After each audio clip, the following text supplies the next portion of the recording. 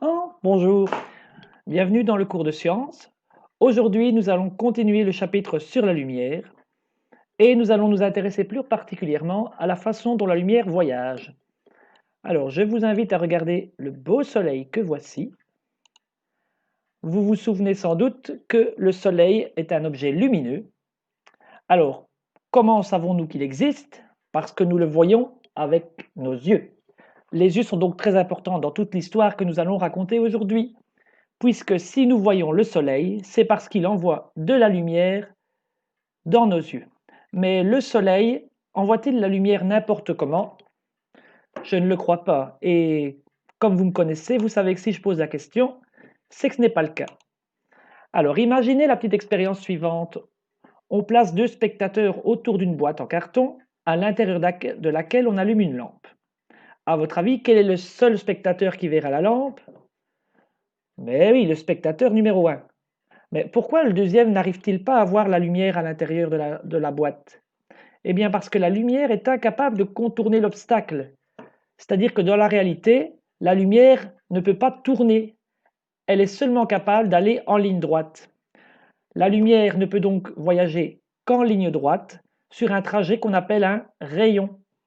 Évidemment, ce mot rayon, vous le connaissez depuis bien longtemps quand on parle du soleil. Revenons au soleil, justement. Si vous vous promenez dans une grotte et que vous passez sous un trou qui se trouverait dans le plafond, vous pouvez voir le soleil pénétrer dans la grotte, mais sa lumière ne voyagera pas n'importe comment. Elle rentrera en ligne droite. On voit très bien ici les lignes droites qui descendent du plafond et qui forment les rayons du soleil. Alors ça, c'était le cas d'un objet lumineux qui nous envoie la lumière dans les yeux. Mais un panda, ce n'est pas lumineux. Évidemment que non, c'est un objet éclairé. Alors comment fait un objet éclairé pour nous envoyer de la lumière dans les yeux? Eh bien, nous avons vu que les objets éclairés peuvent renvoyer la lumière qu'ils reçoivent.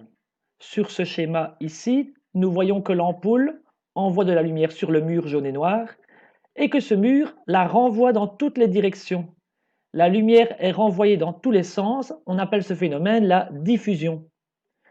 Si nous pouvons voir le panda, c'est parce qu'il reçoit la lumière du soleil, généralement, et que la lumière qu'il reçoit est renvoyée dans tous les sens, y compris dans nos yeux. Nous pouvons donc comprendre que si nous pouvons voir deux types d'objets, c'est d'une part parce que les objets lumineux, comme le feu, envoient de la lumière dans nos yeux, ou que les objets éclairés, comme cet arbre, renvoient la lumière qu'ils ont reçue dans toutes les directions, y compris vers nos yeux. Remarquez au passage le sens des flèches. La lumière par le rayon est représenté par une flèche droite, faite à la latte, et qui part de la source lumineuse vers l'œil. Ne faites pas sortir de la lumière des yeux, s'il vous plaît, en mettant la flèche dans l'autre sens. Alors, si vous avez compris, nous allons compléter la page 16 de votre cours avec trois petits exemples. Premier exemple, les enfants regardent un film au cinéma. Alors, dans cet exemple, quel est le trajet de la lumière? Eh bien, tout d'abord, la lumière part du projecteur pour aller vers l'écran. Voici une première flèche qui représente le rayon qui part du projecteur vers l'écran. Mais pour que les spectateurs voient quelque chose, il faut que la lumière soit diffusée, soit renvoyée dans toutes les directions, y compris dans le sens des spectateurs où la lumière arrive dans leurs yeux. Donc voilà pour le premier schéma, la lumière part du projecteur et est diffusée dans tous les sens, et plus particulièrement dans les yeux des spectateurs. Deuxième exemple, le garçon observe ses empreintes. Alors, s'il faisait nuit, il ne verrait rien. Heureusement pour lui, le soleil éclaire ses empreintes.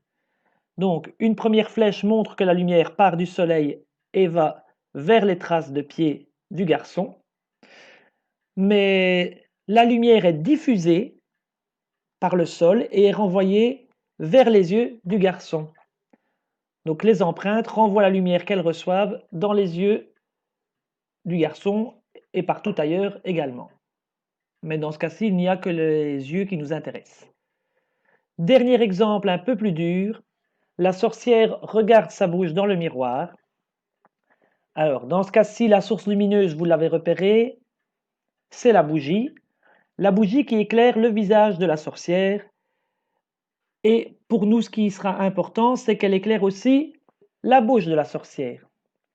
Alors, la bouche de la sorcière va renvoyer la lumière dans toutes les directions, mais elle va aussi la renvoyer vers le miroir.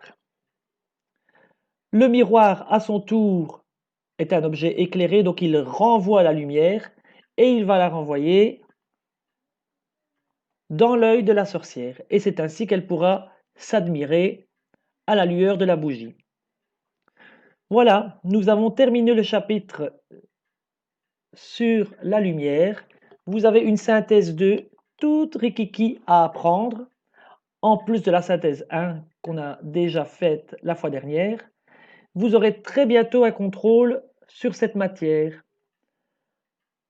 À très bientôt. Merci.